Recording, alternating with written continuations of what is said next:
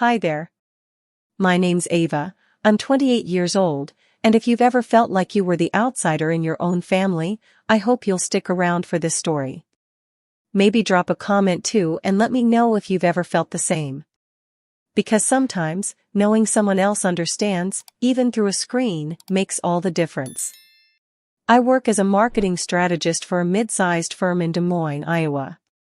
It's a quiet city, full of tree-lined streets and tidy brick houses with hanging baskets of geraniums on the porches. Most people here wave when they pass you by, and on summer evenings, kids still ride bikes till the street lights come on.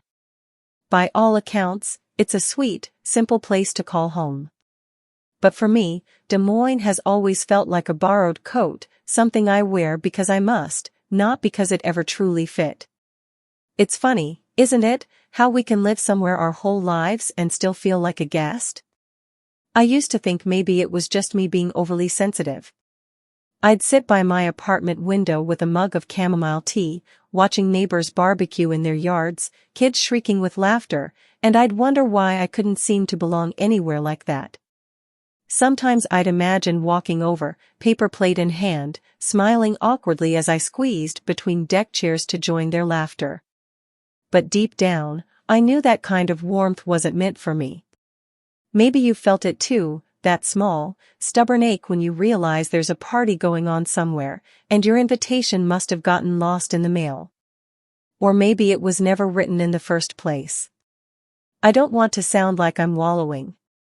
It's just that I've come to believe some of us start life with a missing puzzle piece, a question mark that follows us from room to room. For me, that question was always this: what would it feel like to be loved without needing to earn it? I've spent most of my life trying to answer that. And in doing so, I've worked myself half to death.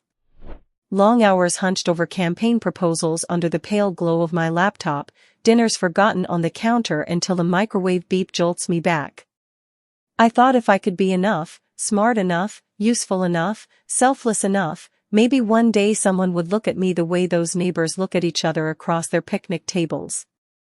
Sometimes, when I'm honest with myself, I think that's why I keep writing little stories in my head. It's like practicing how it might feel to finally be seen. Anyway, I don't want to scare you off with all this introspection right at the start. I promise my story isn't only sad. It's messy, yes, full of disappointments, awkward silences, missed birthdays. But it's also about discovering truths I never imagined, truths that tore me open before they helped me heal. And maybe, by the end, it's a story about hope too. So if you're curious, or if any of this tugs at that soft, secret place inside your chest, stick with me. Because in just a moment, I'm going to tell you about the night I sat alone at a beautiful candlelit table set for 6, waiting for people who never came. And how that was the moment everything in my life finally began to change. I was adopted when I was barely 3 months old, though of course I don't remember that day at all. It's funny how the most life-defining moments often happen without us even realizing it. By the time I became aware enough to string memories together, I was already Ava Sinclair, living in a neat 2-story house on the edge of Des Moines with Greg and Marlene, my adoptive parents. Our house sat on a corner lot surrounded by a low brick wall. Marlene adored planting roses. Every spring, pink and orange blooms would spill over into the sidewalk, catching on the sleeves of passers-by. Inside, everything smelled faintly of lavender cleaner, and the kitchen always seemed to echo. Even laughter there sounded like it bounced off cold tile before fading into silence. Greg and Marlene were, well, from the outside, they seemed exactly the type of couple who'd offer a child a wonderful life. Greg managed several car dealerships across Iowa, always in pressed blue shirts and loafers that clicked confidently on the pavement. Marlene stayed home, kept the place immaculate, and spent her afternoons baking banana bread or stitching little embroidered pillows. She had a high, tight voice that carried through the halls, reminding everyone to take off their shoes or rinse their plates. When I was little, I didn't question any of it. I thought every family had a mom who reminded them, often in that clipped tone, to be grateful for everything, and a dad who barely looked up from his paperwork at dinner.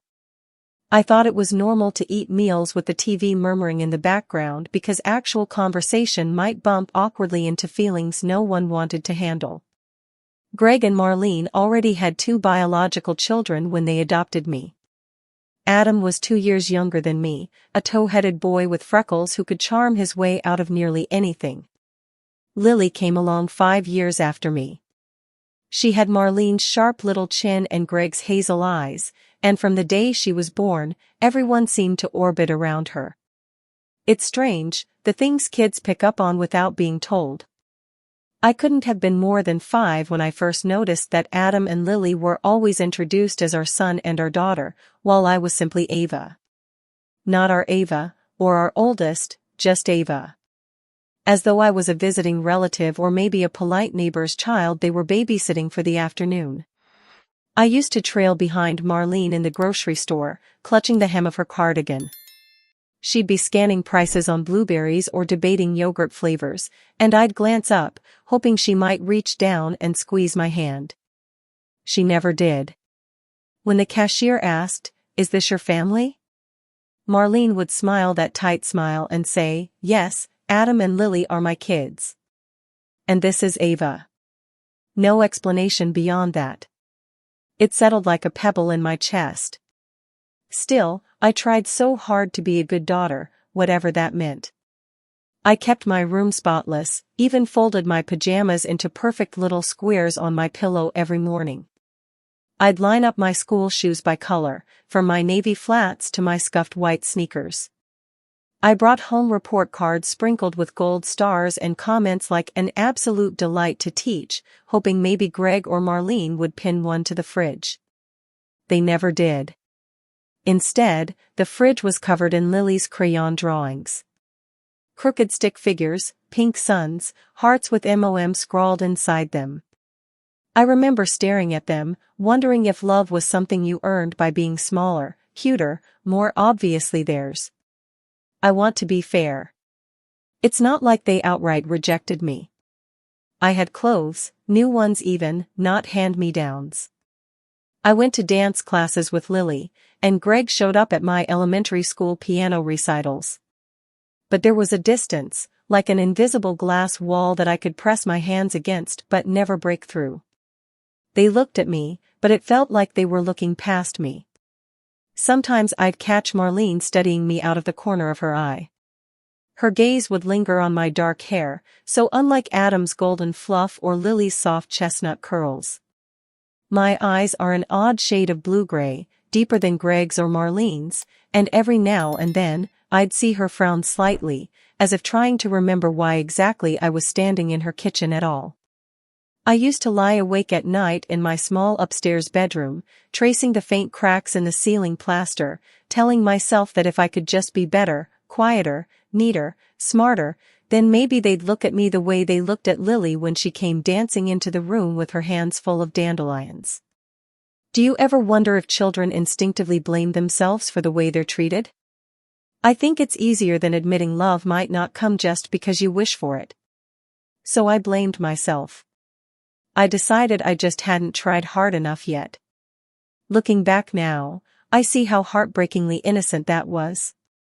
Like believing if you scrub a stain hard enough, it'll disappear completely, even if it's already sunk deep into the fabric. Little did I know, that desperate longing to belong was going to shape nearly every choice I made for years to come. And it would lead me straight into moments that still catch painfully in my throat whenever I think about them. Moments that, if you'll stay with me, I'll share soon. Because that's where the story really begins to unfold. I don't think there was ever a single day when I suddenly realized I didn't quite fit into the Sinclair family. It was more like a slow unraveling. Tiny moments that built up over years until I couldn't ignore them anymore, no matter how much I wanted to. It started with the way Marlene's eyes would flick to me at parties.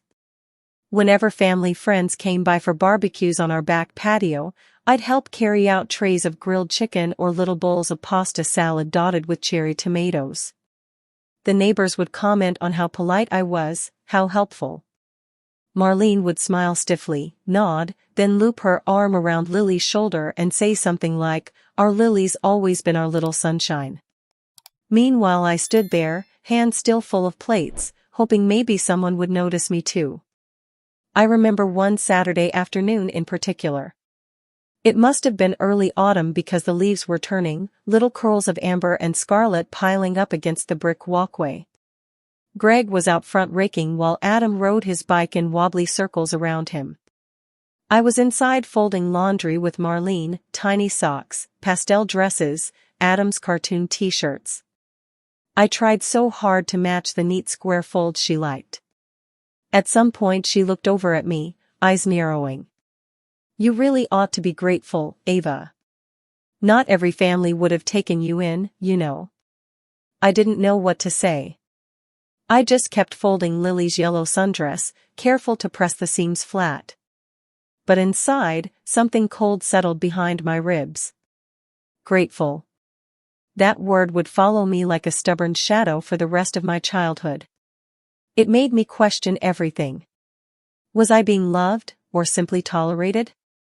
Was my place here truly secure, or was it something precarious, held up by their charity, liable to vanish if I ever misstepped?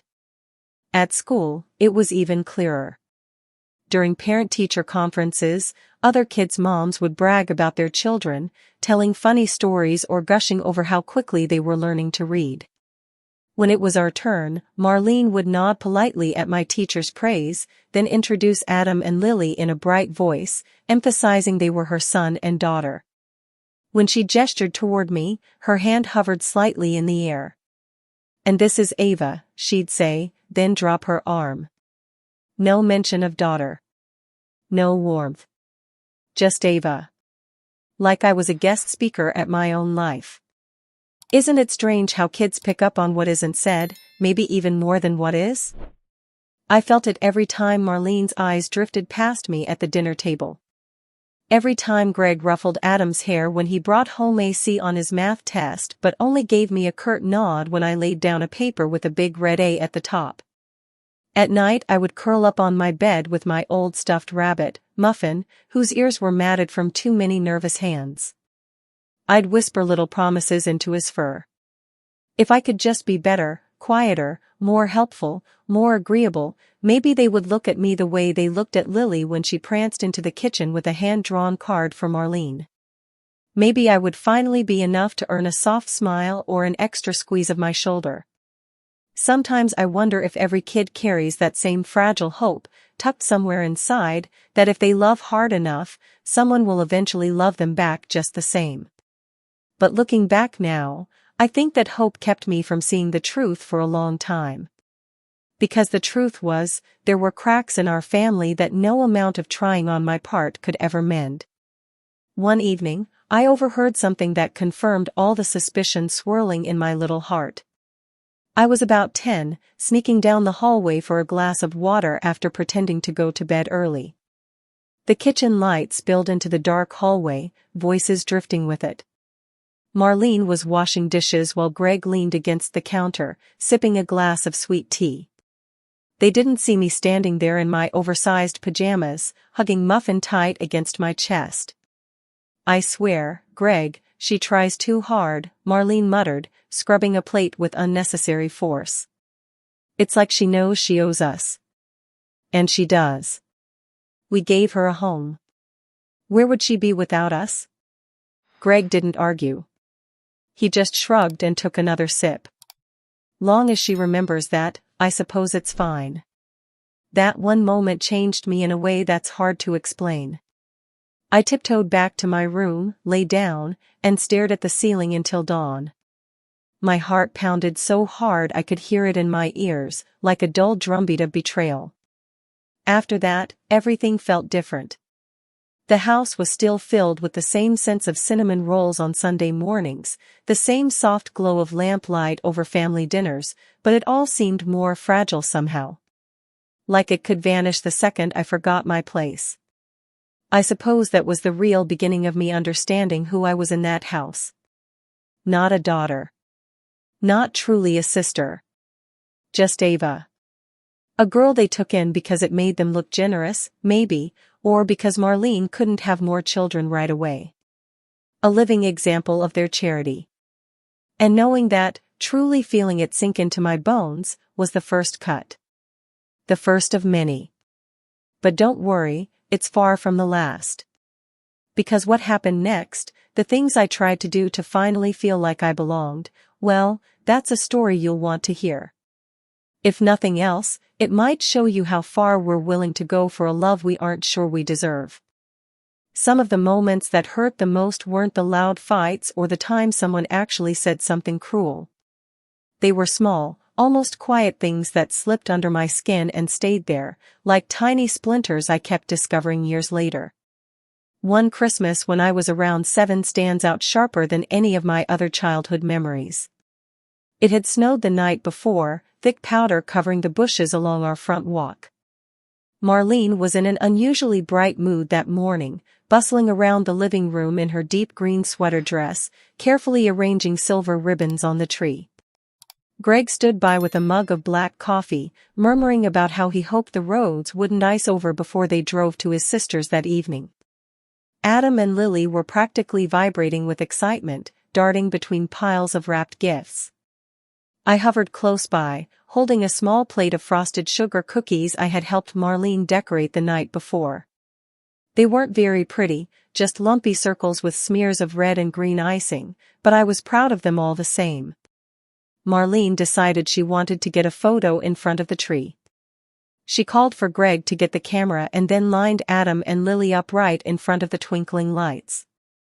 Adam smirked and draped an arm around Lily's shoulder. Lily squealed and elbowed him. Their laughter rang out, warm and sure of its place in that room. I stepped forward, eager, clutching my plate of cookies like maybe it was a ticket into their moment. Before I could reach them, Lily shot me a look, quick, almost bored, and said, "Not you, Ava. Mom just wants one of us." It wasn't the words that stung the most. It was Marlene glancing over, her mouth twitching like she might correct Lily, then deciding against it. Instead, she smoothed Lily's hair and said, "All right now, smile big," while Greg lifted the camera. So I stood there, half in the hall, half in the living room, watching the flash go off. My hands grew clammy on the ceramic plate. The smell of pine needles and cinnamon seemed to choke me. I wanted to put the cookies down, run upstairs, bury my face in my pillow and let the tears come. But I didn't. I stayed there, smiling weakly like maybe I was part of things after all. That was the moment, I think, when I first realized how it felt to watch happiness happen to other people while standing right beside them. It's such a lonely kind of ache. Have you ever felt that? Like you're present, your heart's beating just as loud, but somehow it's as if you're invisible. Then there was Lily's birthday a few years later. She was turning 9. Marlene had gone all out with pale pink balloons, little vases of fresh daisies on the dining table, and a giant vanilla cake covered in sugared violets. I spent a whole week working on a leather bracelet for her, carefully threading tiny turquoise beads into the band. I even saved up my allowance to buy the beads at a craft shop downtown. When the party started, I tucked my gift into a small white box tied with a purple ribbon.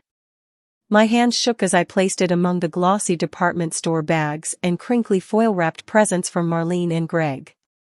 I hovered near the edge of the room, picking at the hem of my sweater while Lily tore into her gifts. Squeals of delight over a glittery nail polish set. Gasping when she found a little charm necklace from Marlene. Then she got to my box. She paused, untied the ribbon, opened it, and pulled out the bracelet. Her nose wrinkled slightly. "Oh," was all she said before she set it aside to reach for the next brightly wrapped box. The moment lasted maybe 3 seconds. 3 seconds that seemed to stretch forever. No one even glanced at me. I stood there, my mouth dry, feeling like my heart had been carefully sliced open. Later that night, after the guests left, I went to clean up the wrapping paper. That's when I saw my bracelet half buried in a trash bag, wedged between sticky paper plates and bits of crumpled tissue. I pulled it out with shaking fingers, wiped frosting off one of the beads. Then I ran to my room and tucked it in my nightstand drawer.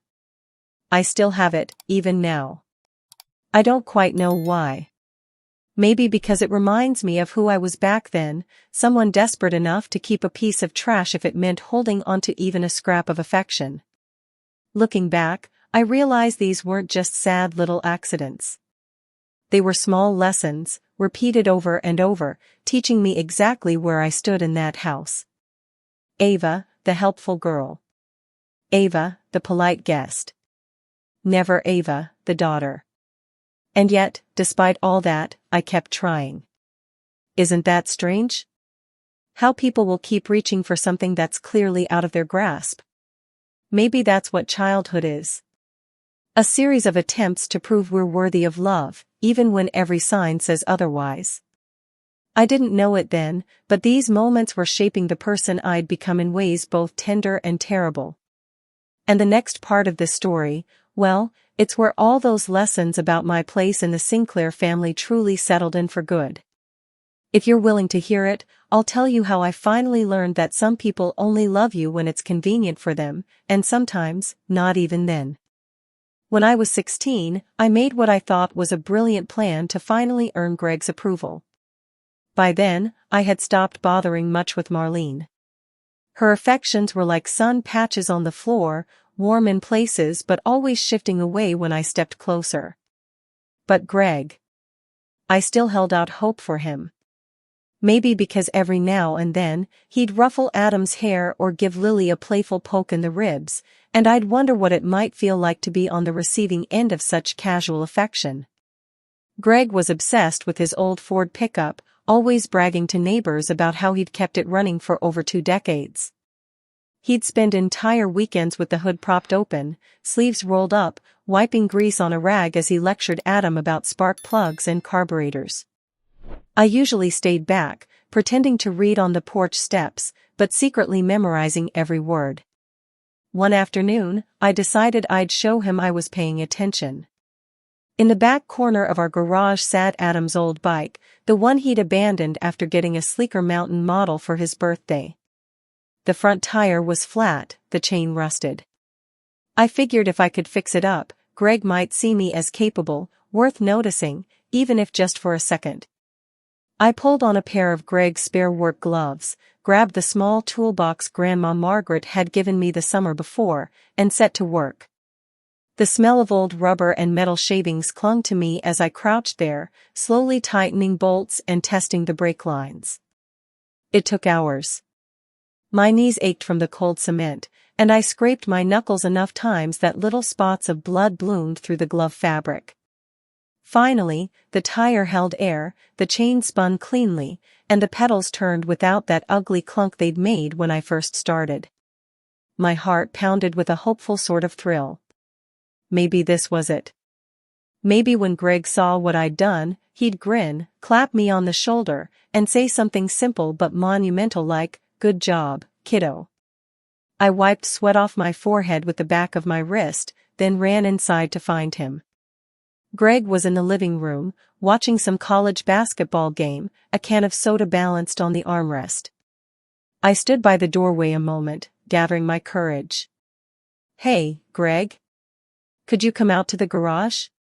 I want to show you something."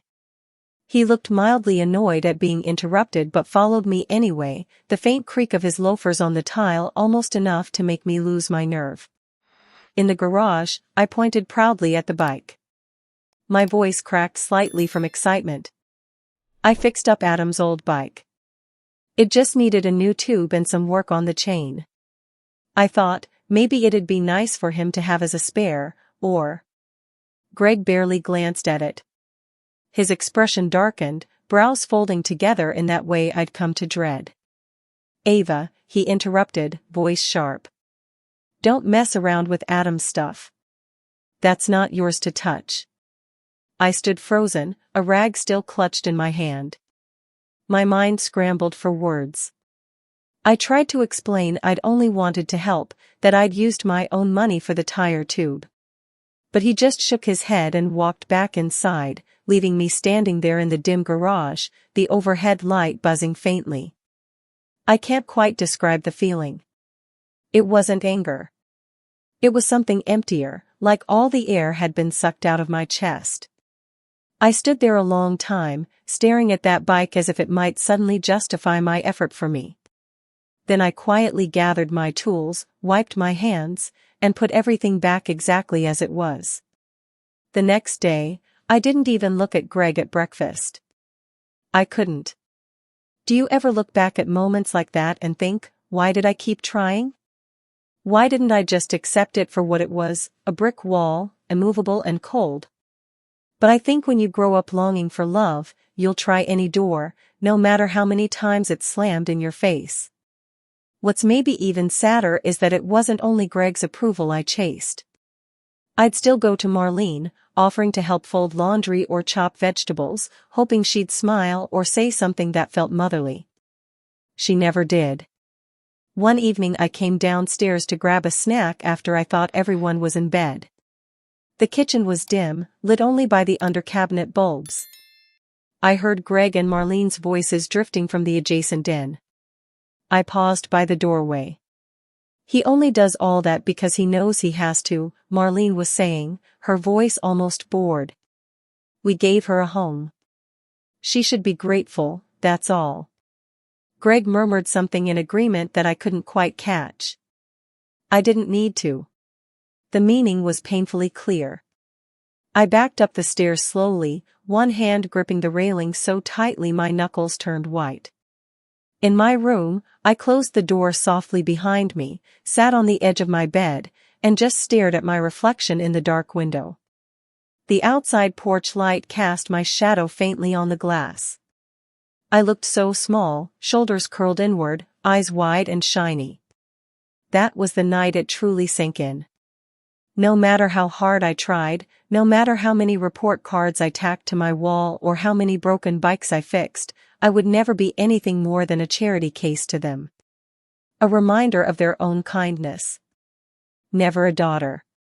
And yet, even after all that, I still couldn't let go of the tiny hope that maybe one day they'd see me differently. That maybe I could still turn it around. Funny, isn't it, how our hearts hold on to illusions long after our minds know better? Little did I know, I was only setting myself up for the deepest cut yet, the kind that doesn't just bruise but breaks you right open. And that's exactly where this story is heading next. By the time I was 27, I had settled into a quiet rhythm in Des Moines. My apartment was small but clean, a second-floor walk-up with creaky wooden floors and a window that overlooked a coffee shop patio strung with tiny gold lights. I was making decent money at a marketing firm downtown, spending my days pitching social media campaigns and my nights either with Netflix or buried in freelance projects. On the outside, it might have looked like a stable, content life. But inside, there was still that old, familiar hollowness, the one that made me wonder if anything I accomplished truly mattered. So that Thanksgiving, I decided I would try one more time to build a bridge back to my family. Maybe, I thought, if I showed them how well I was doing, how thoughtfully I could arrange everything, they'd finally see me not as the girl they rescued but as someone worth choosing. Isn't it strange, the small hopes we cling to even when we should know better? I made a reservation at a cozy Italian restaurant in East Village. It had exposed brick walls, warm Edison bulbs hanging low over dark wood tables, and a soft jazz band playing on weekends. I picked it because it felt intimate and special, not showy. I thought they might like that. A week before Thanksgiving, I mailed out handwritten invitations on thick cream paper. I pressed a tiny sprig of dried lavender into each envelope because I remembered Marlene once said she liked the scent. I called Greg personally to invite him, left voicemails for Adam, sent Lily a text with a playful smiley face hoping she'd feel it was casual, friendly, normal. I even ordered a special menu in advance. Roast turkey with garlic herb butter, mashed sweet potatoes, a pecan tart for dessert. All their favorites. Thanksgiving afternoon, I stood in front of my mirror, fussing with a deep burgundy dress I'd bought just for the occasion. I curled my hair into loose waves and applied a soft pink lipstick, the kind Marlene used to say brightened my face. As I fastened the small silver locket Grandma Margaret had given me for high school graduation, I caught myself whispering, maybe this time.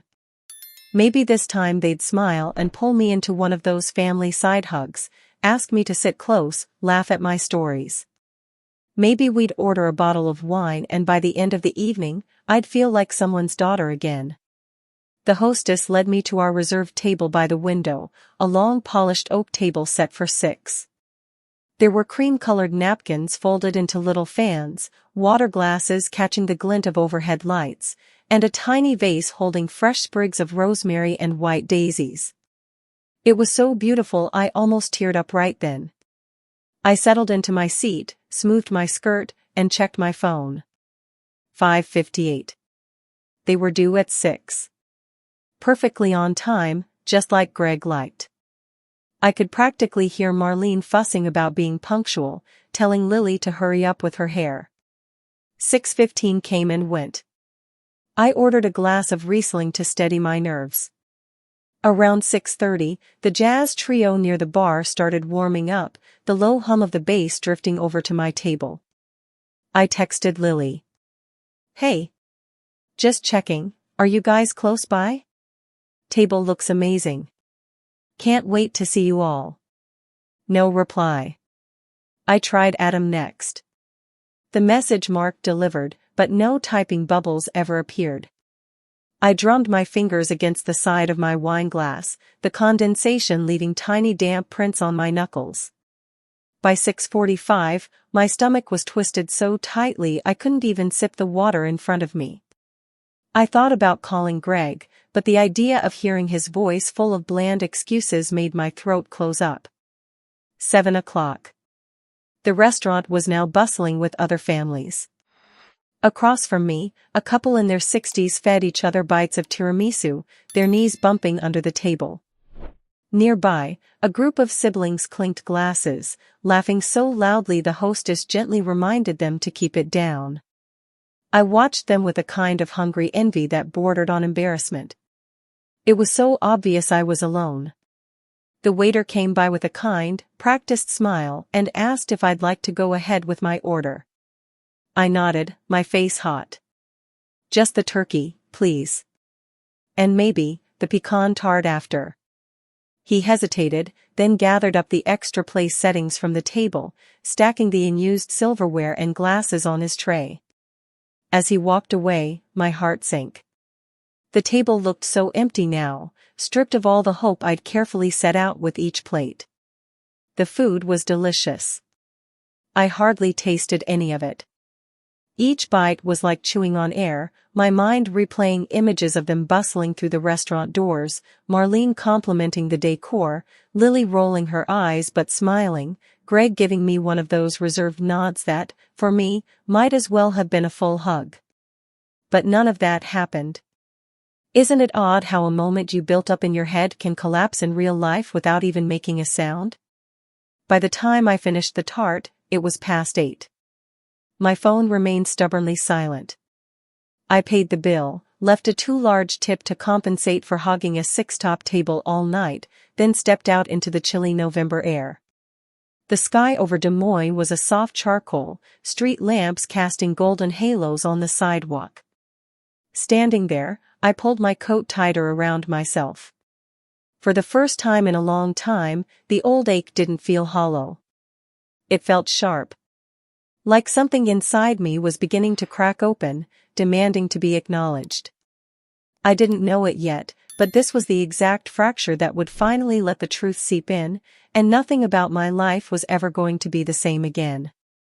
I was standing on the curb outside the restaurant, fiddling with the little clasp on my purse and trying not to let tears smudge my mascara. The evening air was crisp, carrying the faint scent of roasted chestnuts from a vendor down the block. Couples passed by arm in arm, bundled in wool coats, sharing quiet jokes I could only imagine. I felt like the only person in Des Moines who had nowhere else to be. Just then, a familiar gravelly voice called my name. It sliced clean through my swirling thoughts. Ava? Honey, is that you? I spun around, almost dizzy with shock. There, a few paces away, stood Grandma Margaret. Her hair was tucked under a knitted teal beret, wisps of silver curling around her ears. She wore a thick gray cardigan that swamped her small frame, and her cheeks were flushed from the cold. In her gloved hands, she clutched a tiny leather purse so worn the seams had started to fray. I blinked hard, sure for a moment I was hallucinating from disappointment. But when she stepped forward, her brown eyes full of concern, it all became real. Grandma? What are you doing here? My voice came out scratchy, half with surprise, half with the lump in my throat that refused to budge. She let out a soft little laugh, more like an exhale. Oh, sweetheart. Where else would I be, knowing you were sitting alone on Thanksgiving? I don't know how long I stood there, staring at her. My mind replayed the empty table inside, the untouched silverware being cleared away, the hopeful text messages never answered. Then here was Margaret, who lived nearly 2 hours away on the outskirts of town, who moved slower these days and sometimes needed help carrying groceries. Yet she had come all this way, just for me. I let out a shaky breath. Before I realized it, tears spilled over, hot on my chilled skin. Grandma pulled me into her arms, holding me with surprising strength. I buried my face in her shoulder, inhaling the faint scent of rose hand cream and peppermint. Her embrace felt like the safest place in the entire world. Let's go sit somewhere warm, My old bones aren't made for this cold, she said with a small grin, brushing my damp cheek with her thumb. We ended up at a little corner cafe across the street, one of those cozy places with mismatched chairs and hand-painted mugs. A mellow guitar instrumental drifted from hidden speakers, blending with the soft clink of spoons in ceramic cups. Grandma ordered chamomile tea, and I got a latte I barely tasted. For a while, we just sat there quietly. Every now and then she'd pat my hand, giving me space to gather myself. I stared at the swirls of milk froth in my cup, feeling raw and exposed. Finally, she cleared her throat and reached into her purse. I was hoping we could talk tonight, Ava. About something important. But seeing you standing there outside that fancy restaurant all by yourself, well, it just confirmed this couldn't wait any longer. She pulled out a small cream envelope, slightly yellowed at the edges. My heart stuttered. Grandma held it like it was something fragile, turning it over gently before setting it on the table between us. What's this? I asked, my voice low. Her gaze softened. It's a letter. And a photograph. And a business card. Things I've kept for far too long. I didn't move. My hands rested on the table, palms pressed flat as if bracing for an impact. Part of me wanted to reach for the envelope immediately, tear it open, uncover whatever secrets it held. Another part felt rooted in place by fear. Because I knew, somehow, that my life was about to split cleanly into before and after. Grandma seemed to read my mind. She covered my hands with her own, warm despite the drafty air. Ava, honey, I've watched you try so hard all these years. Trying to earn love from people who should have given it freely. And it's broken my heart every single time. But there are things you deserve to know about yourself. About where you truly came from. My throat tightened. I tried to swallow but couldn't.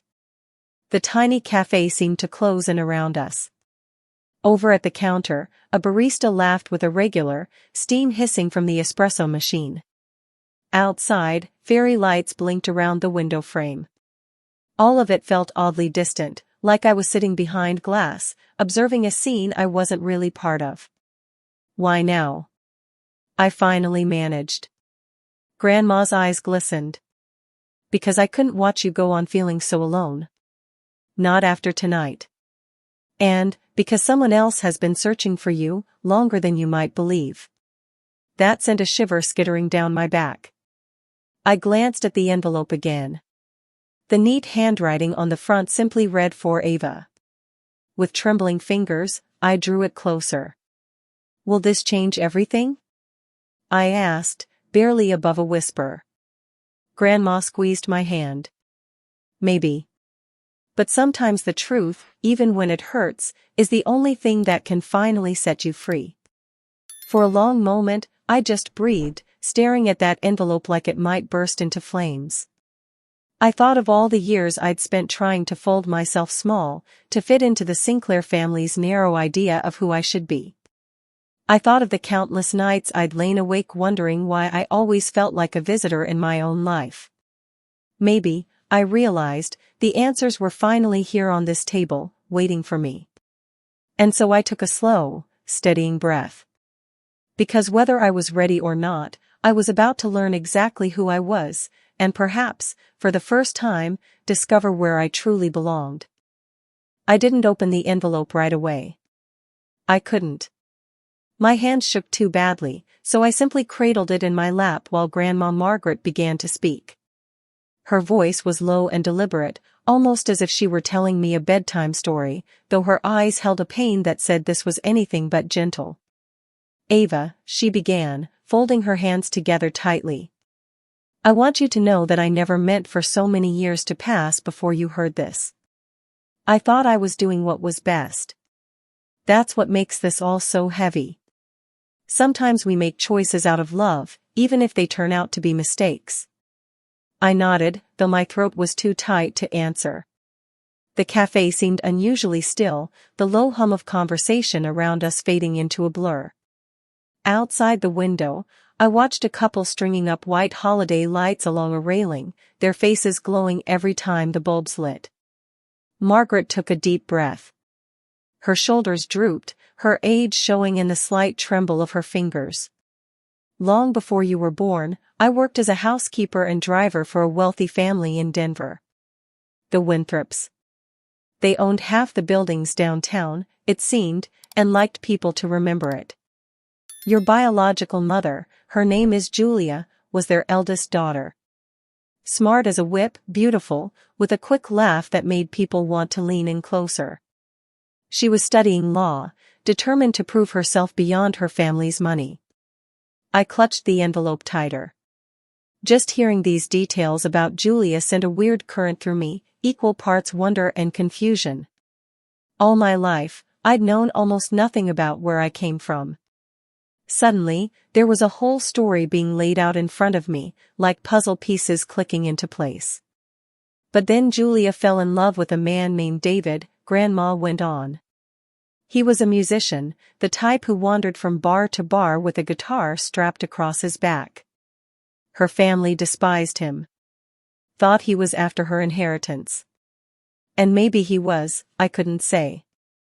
But Julia loved him with that blind, bright kind of love people get when they're too young to be careful." I shifted in my chair, my heart thrumming painfully. Was that why she gave me up? Because of some doomed romance? Margaret paused, dabbing her eyes with a napkin. "When Julia got pregnant, her parents were furious. They cut her off immediately. No money, no apartment, nothing. David tried to stick around for a while, but once it was clear the Winthrops wouldn't welcome him or her back, he drifted off to chase gigs in California. Left Julia alone, 7 months pregnant, working at a tiny bakery for cash under the table. 1,000 questions burned on my tongue. Why didn't she keep me? Couldn't she have found another job, started over with me in her arms? But then I caught Grandma's eyes, how they shone with an old, familiar sorrow, and I felt my anger slip, replaced by something closer to dread. She was so scared, Ava. When you were born, she loved you more than anything, don't doubt that for a second. But she was barely 20, penniless, and convinced she'd ruin your life if she tried to keep you. So she came to me. I was the only person who hadn't turned my back on her." Margaret's voice cracked, her hands wringing together until her knuckles whitened. "Julia begged me to help. She said, 'Please, take care of my baby. Just until I can get on my feet.' I promise I'll come back. She thought it might be a year or two at most. That's when my stomach lurched. Because I already knew how this part went. I had lived it. But you didn't keep me yourself, I whispered. My voice sounded distant to my own ears, thin and fragile. Grandma shook her head, tears slipping down her cheeks. I thought I was doing right by you. Greg and Marlene had been married 5 years and were struggling to have more children. They seemed so stable, so eager to open their home. I truly believed they'd love you like their own. The air in the cafe felt suddenly too thick. I pressed my palm to my chest, trying to steady my racing heart. All these years, I'd believed I was simply unwanted. That my own birth mother had discarded me like an afterthought. Now here was an entirely different truth, one that was somehow even heavier. Julia hadn't abandoned me because she didn't care. She had left me because she thought she was saving me. But what happened to her after? I asked. Did she ever come back? Margaret's eyes met mine, and in them I saw a depth of guilt I couldn't fully grasp. Julia rebuilt her life, Ava. It took her years. She finished law school, then started her own firm. She's living in Portland now. For the last decade, she's been trying to find you. She reached out to me recently. That letter, she gestured to the envelope still clutched in my lap. It's from her. A strange swirl of emotions rushed through me then. Relief, anger, curiosity, sorrow, all colliding until I wasn't sure which was strongest. My entire childhood had been built on the shaky foundation that I wasn't really wanted by anyone. And now here was this revelation, flipping that belief on its head. Why didn't you ever tell me? I finally managed, my voice breaking. Margaret reached across the table, laying her warm, wrinkled hand over mine. Because I thought I was protecting you from more hurt. I thought you needed to be settled first, to grow strong enough to carry the truth. But seeing you tonight, waiting for a family who didn't come, I realized I've only delayed what you were bound to learn eventually. I sat there, heart pounding so loudly it seemed to fill the cafe. That letter felt like a live wire in my hands, buzzing with promises and regrets I hadn't asked for. And still, somewhere beneath the confusion, a tiny spark of hope lit up, hesitant but impossible to ignore. I knew right then that opening that envelope might change my entire understanding of myself. And for the first time, I wasn't sure if I was terrified or ready. I finally opened the envelope later that night. Not at the cafe, not even in my car outside. I waited until I was home, wrapped in the silence of my tiny apartment with only the hum of my refrigerator and the distant whoosh of passing cars for company. I sat at my kitchen table, the same old scratched surface where I ate microwave dinners or scribbled campaign notes for work. I laid the envelope there like it was something sacred, smoothing the edges with my fingertips. Then, with a breath that felt shaky all the way down to my ribs, I slid my finger under the flap. Out tumbled a faded photograph, a crisp business card, and a folded letter written on thick ivory paper. My hands hesitated over the photo first. It showed a young woman, maybe 20 or so, with wavy chestnut hair that fell to her shoulders. She was smiling at the camera, though there was something hesitant about it, a fragile quality in her eyes that made me ache. I didn't need anyone to tell me who she was. My own blue-gray eyes were staring back at me from that photo. Julia. It felt surreal, looking at her. All these years I'd pictured my birth mother as little more than a vague silhouette, blurry around the edges. Now she was right here, caught forever in a moment that had happened long before I ever knew to wonder. I set the photo aside and picked up the letter. The first lines were shaky, like maybe she'd pressed too hard on the pen in places, or hesitated more times than she wanted to admit. Dear Ava. I don't know if this letter will ever truly reach you, or if you'll even want to read it once it does. I've started and stopped these words more times than I can count, trying to figure out how to tell you everything I've carried in my heart for so long. You were the greatest gift I ever received, Ava. And leaving you was the hardest choice I've ever made. Please believe me when I say it wasn't because I didn't love you. It was because I did, so much that I couldn't stand the thought of trapping you in my chaos. I was young, scared, and convinced that by stepping aside, I was giving you a better chance. I've regretted it every day since. I've spent the last 10 years trying to find you. Not a single birthday or holiday has passed that I haven't pictured you somewhere, hoping you were safe, happy, loved. I know I don't have the right to ask, but if there's ever room in your life, I would be so grateful for even a small chance to know you. Always loving you. Julia. By the time I finished reading, tears were dripping off my chin, leaving tiny wet circles on the paper. I pressed the letter to my chest, eyes squeezed shut. I didn't know what I felt exactly, grief for the childhood I could have had, or wonder that maybe, somehow, I'd been loved all along by someone I didn't even remember. Isn't it strange how your entire narrative about who you are can shatter in a single evening? All my life, I thought I was someone unwanted, a responsibility reluctantly shouldered. But here was proof that somewhere out there had always been a person searching for me, loving me from afar. Grandma Margaret had dozed off in my armchair while I went through it all. When I finally looked up, her eyes fluttered open and found mine. "You okay, sweetheart?" she asked, her voice hoarse. I swallowed hard. I don't know. I thought I'd made peace with who I was. But now it feels like none of it was ever the full story. Margaret gave a small, sad smile. None of us ever have the full story. But you deserve to know as much of yours as possible. That's why I held on to all this, even when I didn't know how to give it to you. I sat back in my chair, staring up at the ceiling where a faint water stain spread like a pale cloud. I wondered what it would mean to meet Julia now. Was I prepared to open another door, knowing it might hurt just as badly as all the others? Then again, maybe it would finally start to heal something. What would you do? I asked quietly. Margaret exhaled, her hands folding into her lap. If it were me? I'd go. Because I've learned the hardest regrets are the chances you were too afraid to take. I turned the business card over in my fingers. It had Julia's full name printed in elegant serif font, along with a Portland address and a direct phone number. Seeing it so plainly spelled out made it all feel real in a way nothing else had. I thought of the years I'd spent trying to wedge myself into a family that never fully welcomed me.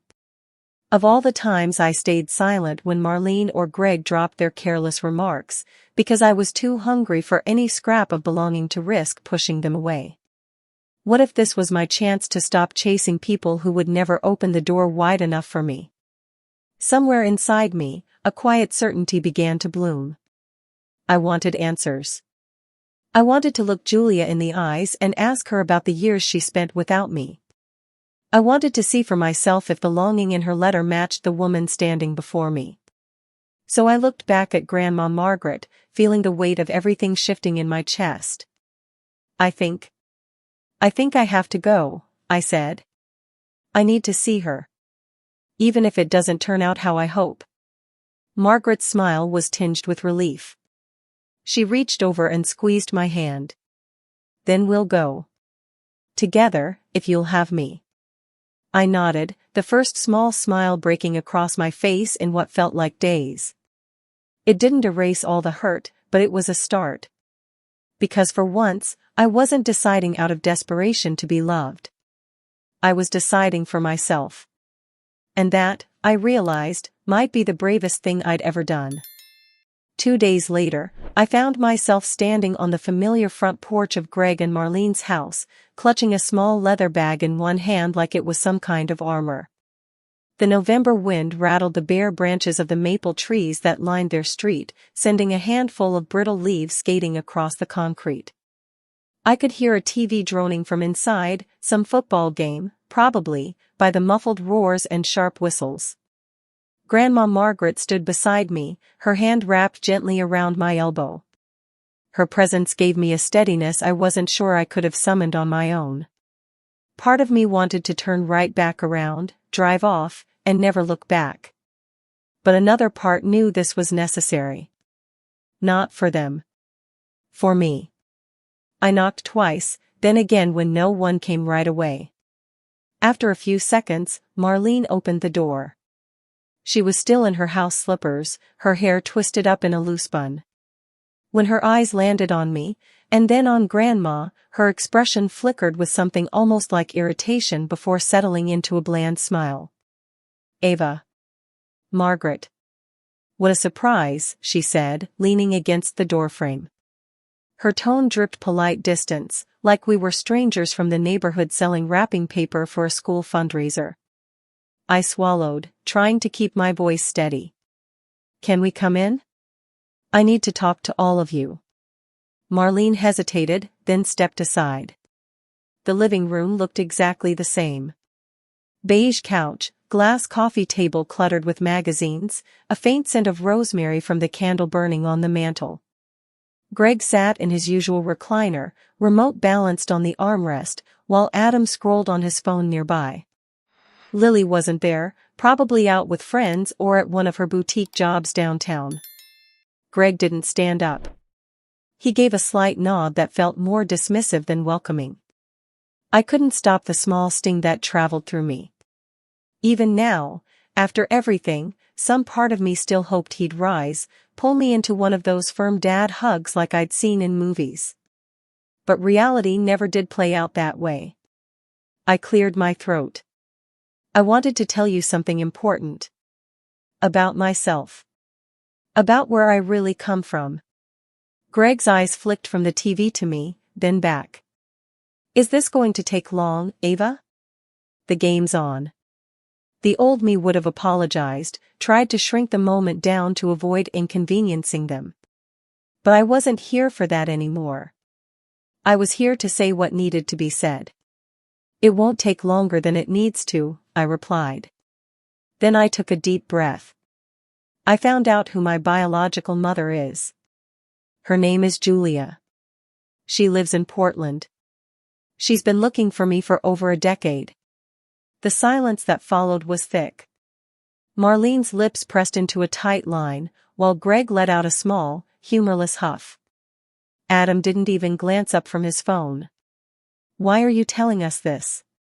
Marlene finally asked, her voice brittle. "We've given you everything. A roof. Clothes. An education. Isn't that enough?" The words might have once sliced me to pieces. But now they only made me sad. I studied Marlene's lined face, the slight downturn at the edges of her eyes, and wondered if she even realized how much harm her cold brand of love had done. "I'm grateful for the roof and the meals," I said carefully. "But that's all it ever really was, wasn't it? I spent my whole life trying to be the kind of daughter you might actually want. And I think I finally understand that was never going to happen."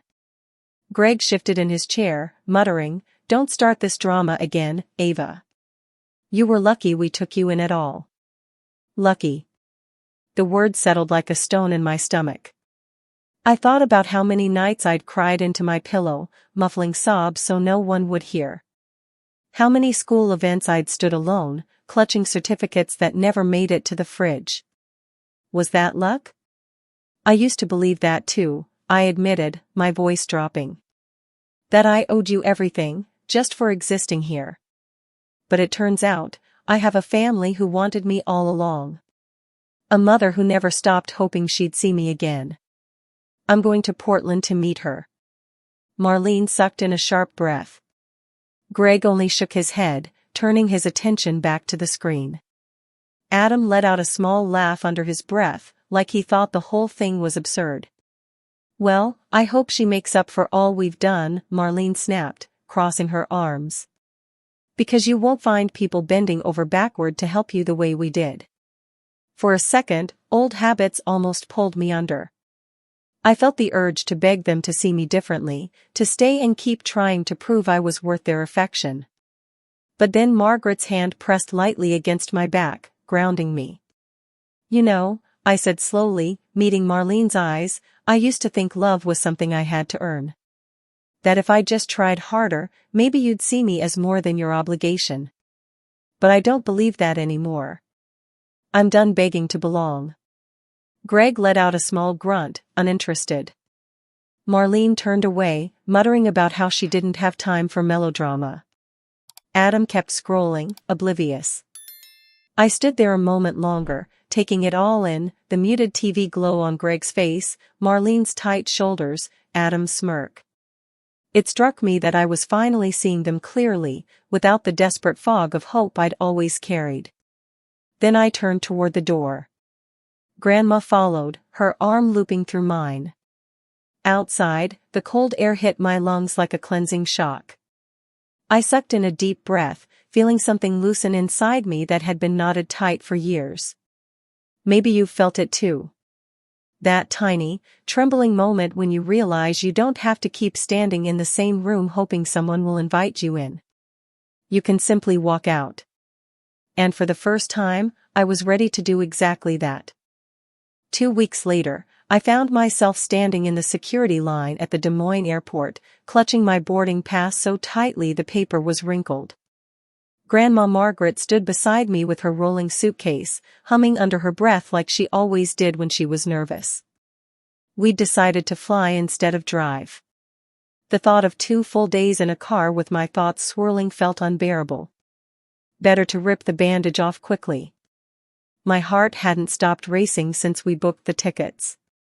Every night leading up to this trip, I'd lain awake in my small bed, staring at the glow of my phone on the nightstand, imagining all the possible outcomes. Would Julia throw her arms around me the second she saw me? Would we both cry, or stand there awkwardly, strangers tied by nothing more than blood? Would I even recognize her outside that old photograph? Isn't it odd how you can long for someone your whole life and be terrified of them at the same time? The flight to Portland was bumpy, pockets of turbulence jostling my coffee and making Margaret clutch my arm with a half-laugh, half-wince. I tried to distract myself by watching the scenery out the window. Frozen fields gave way to snow-capped peaks, then long stretches of dense pine forests. I wondered if Julia loved the outdoors, if she went on hikes, if she had favorite trails she might one day take me on. When we finally touched down, the sky was draped in a soft drizzle, that kind of light Pacific Northwest rain that makes everything smell clean and earthy.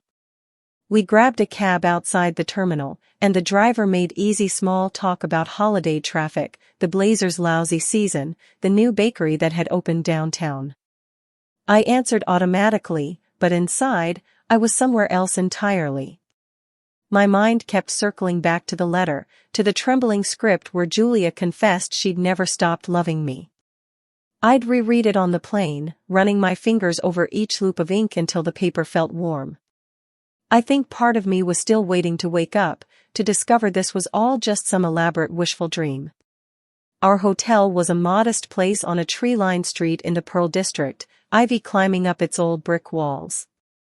Inside, it smelled faintly of brewed tea and fresh scones from the little cafe tucked near the lobby. Margaret insisted we drop our bags and freshen up before anything else. I could hardly sit still long enough to untie my sneakers. Maybe have a glass of water, dear. You look like you might faint, she teased gently, patting my cheek. She wasn't wrong. My hands felt icy and my stomach was a tangled knot of dread and hope. What if Julia regretted reaching out the moment she saw me? What if I looked too much like the past she tried so hard to rebuild from? That afternoon, we finally set out to meet her. Julia had suggested a quiet cafe on the edge of Forest Park. I picked at my cuticles the whole cab ride there, only pausing when Margaret laid her hand over mine. Outside, the cafe was nestled between a tiny used bookstore and a flower shop spilling buckets of dahlias onto the sidewalk. The windows were fogged slightly from the warmth inside, and through them, I could see people sipping lattes and sharing pastries, oblivious to the tidal wave rolling through my chest. We stepped in, a tiny bell over the door giving a delicate chime. The place smelled like cinnamon rolls and fresh espresso. I scanned the tables, and there, by the window, sat a woman with that same chestnut hair from the photo, now streaked with gentle threads of silver. Her eyes, unmistakably the same stormy blue-gray as mine, widened the moment she saw me. She stood so quickly her chair scraped across the floor. For half a heartbeat, neither of us moved. Then Julia pressed her hand to her mouth, eyes brimming. "Ava," she whispered, like she needed to be sure it was really me. I nodded, my own breath catching. Then, almost on instinct, we closed the distance. She wrapped her arms around me in a hug that was both hesitant and desperately tight. I clung to her, burying my face into the soft wool of her coat, inhaling a faint scent of lavender and something citrusy. It was the strangest feeling, like coming home to a place I'd never actually been. When we finally pulled back, Julia cupped my face in her hands, tears slipping down her cheeks. Her fingers trembled as they traced my jaw, almost like she was memorizing me by touch. "I've waited so long for this moment," she said, her voice breaking. I swallowed hard. Me too. Even when I didn't know exactly what I was waiting for. We sat at the little wooden table by the window. Margaret ordered chamomile tea for herself, while Julia and I awkwardly picked up menus we didn't even glance at. My hands wouldn't stay still. I kept twisting the edge of my napkin, smoothing it out, twisting it again. Julia reached across, covering my fidgeting hands with hers. "You don't have to be nervous with me," she said softly. "I don't expect anything from you that you're not ready to give." I nodded, unable to find words. In that moment, all I felt was this enormous relief that she didn't demand we erase the gap of nearly 30 years in an afternoon. We could take our time. Learn each other slowly. Outside the cafe window, Portland's streets shimmered with rain. A kid in a bright yellow jacket splashed through a puddle, laughing as his mother scolded him gently. Watching them, I felt something crack open inside me, like maybe there was still time for all the tender, messy parts of love I'd missed out on. And sitting there, hands clasped with the woman who brought me into this world, I realized this was my new beginning. Whatever came next, it would be on my own terms. And for the first time, that felt like more than enough. It's been about 6 months since that first afternoon in Portland. Hard to believe, honestly. When I look back at who I was before, clinging to empty rooms and colder conversations, I hardly recognize that version of myself. These days, my world feels entirely different. Not because it's suddenly perfect, or because all the old scars have disappeared, but because I finally understand I don't need anyone's permission to take up space in my own life. After those first awkward coffee shop meetings, Julia and I started seeing each other more often. Sometimes it was dinner at her apartment, a warm place filled with eclectic art prints and the faint smell of bergamot from the candle she always kept burning by the window. Other times we'd stroll through the Saturday market by the river, picking at paper baskets of fresh strawberries while vendors shouted out their daily specials. Julia told me stories about her law school days, about how she once failed a mock trial because she was too stubborn to take her professor's notes. I laughed harder than I expected, realizing stubbornness might actually be something we shared. She would also slip into quieter tales, like the years after she left Denver, when she worked 3 jobs to keep afloat, all while wondering if she'd ever get the courage to look for me again. It struck me then how flawed we both were, how messy and human. And for the first time, I found that deeply comforting. Margaret decided to stay a while in Portland too. She rents a little duplex a few blocks from Julia's condo, where she set up flower boxes bursting with petunias and thyme. Most mornings, we meet at a diner on the corner for fluffy pancakes and bitter coffee. Watching them, Margaret with her gentle ribbing, Julia's quick laughter, I see how family doesn't always mean years of shared memories.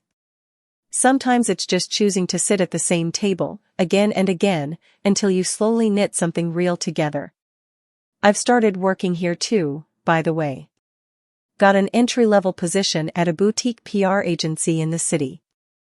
I walk to work most days, the smell of rain on the pavement still such a novelty to me after so many years in dry Iowa. I love the tiny independent bookstores tucked between glassy office towers, the buskers strumming guitars outside the tram stops, even the way strangers nod at me on the street. It's like everyone here is quietly agreeing we're all trying our best. And that's really what it comes down to. I used to believe love was a prize you earned. If you were well-behaved enough, successful enough, helpful enough, then maybe, just maybe, someone would decide you were worth loving. But life has taught me that the people who truly see you don't need convincing. They love you with all your dents and disappointments, your anxious fidgeting, your quiet triumphs. Sometimes, late at night, I still think about Greg and Marlene.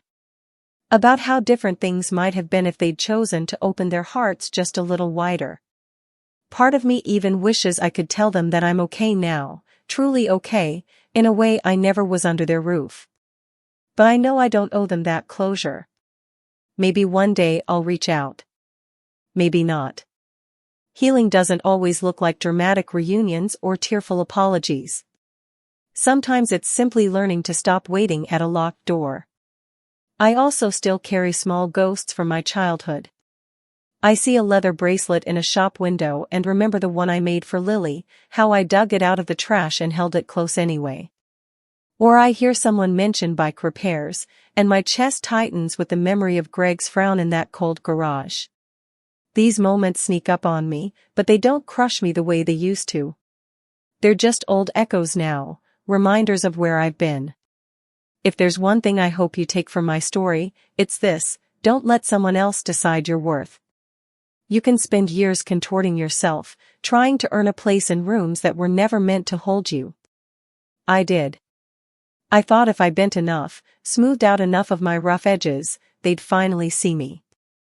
The truth is, people who are capable of loving you will make space without being asked.